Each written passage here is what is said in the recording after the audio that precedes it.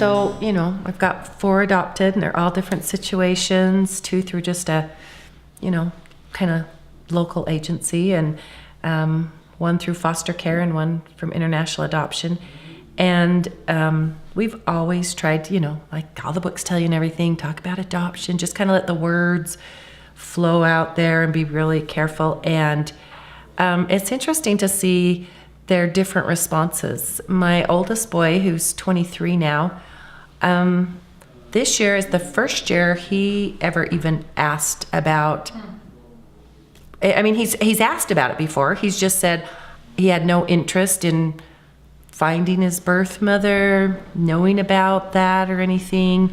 Just, I don't even think he was hiding. He just said it would just be like a stranger. He had just no interest in it. And just this last year, he's kind of wanted to kind of read and find out a little bit, about being adopted. But I think before, he felt really normal. He didn't stand out because he's, in his school and things. He wasn't immediately identified as maybe being an adopted child.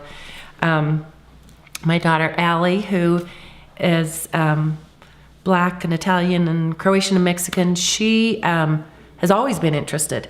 She tells everybody. She likes to read, we happen to have birth letters from her birth mother, so that's a very nice plus. And she loves to read those. She wants to know everything about it. She's, always been curious.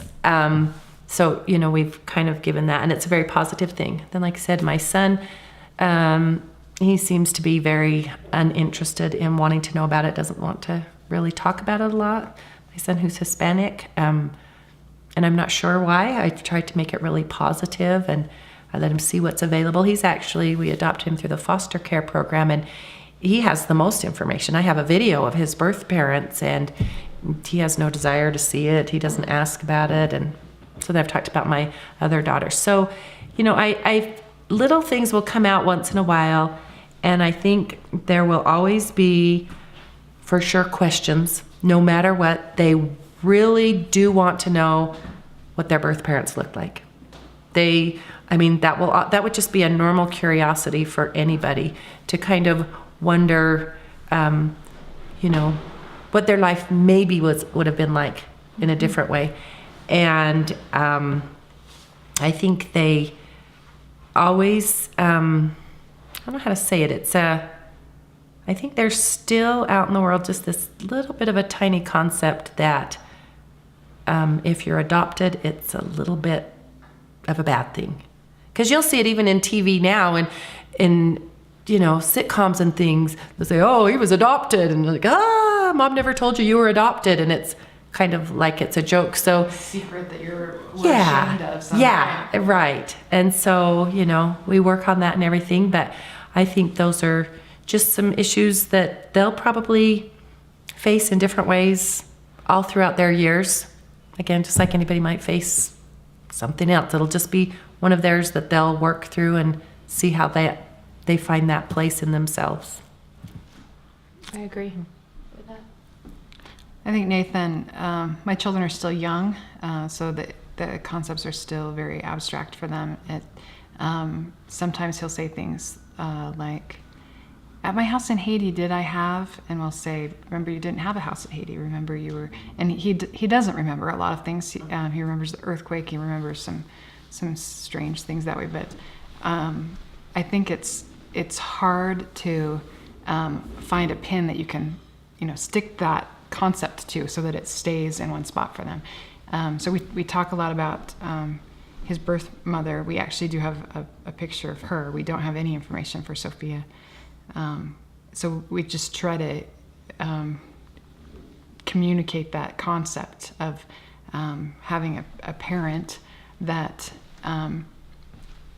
the way that we talk about it was that they loved you enough to want you to have a better chance than what they could give you.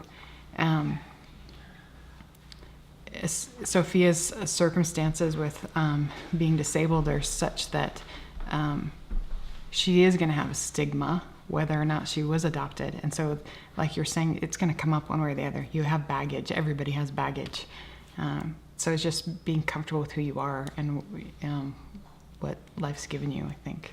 Yeah, Requirement. we're a lot the same. Colin's still pretty young, so he doesn't really ask a lot of questions. He does understand that he grew in another mommy's belly, and I don't have a lot of information. I do have a picture, I think, of her when she took him to the orphanage, and I don't know the circumstances, so I just tell him, that mommy loved you so much that she wanted, she couldn't take care of you, and she wanted you to have, to be able to have a better life, and that's right now that's okay with him, but he also understands that he can ask those questions, and if I don't know the answer, I'll go find it. We'll As much as we can. yeah, we'll do the best we can so that you're secure in knowing that you had this experience before you came here, but now you're in this family, and this family wants you, and this family loves you, and you're always wanted here. I'm hoping that my kids are older, came here older, are still older, and they're new. So I think they're still trying to make sense of it. And I don't know if it's because they're shy or they don't remember, but they were just asked the other day, well, what did you think when you first got adopted? And they didn't even have a response. I mean, that's probably a pretty big question for an 11-year-old, 9-year-old, and my 14-year-old will say, hey, it's fine.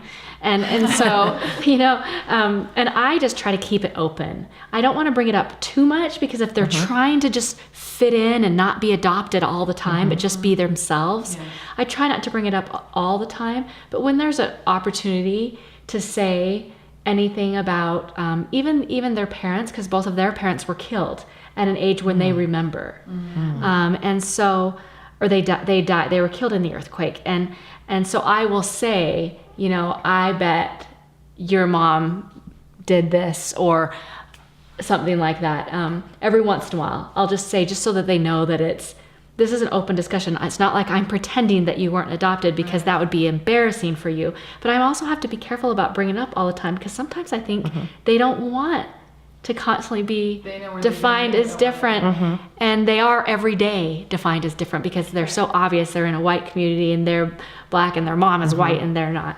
And so sometimes I it's a balance. Right. But I think we're open about it, and I hope that that they will. I think they're going to feel it's okay. I think it's still hard for them to verbalize to other people.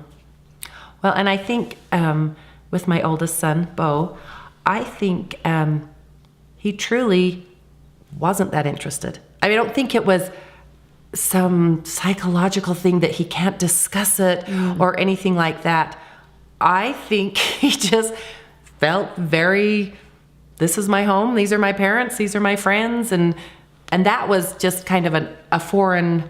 Like, this happened before I knew what was going on. And so, yes, I'm aware of it. It's not a big deal. I think it just really wasn't a big deal.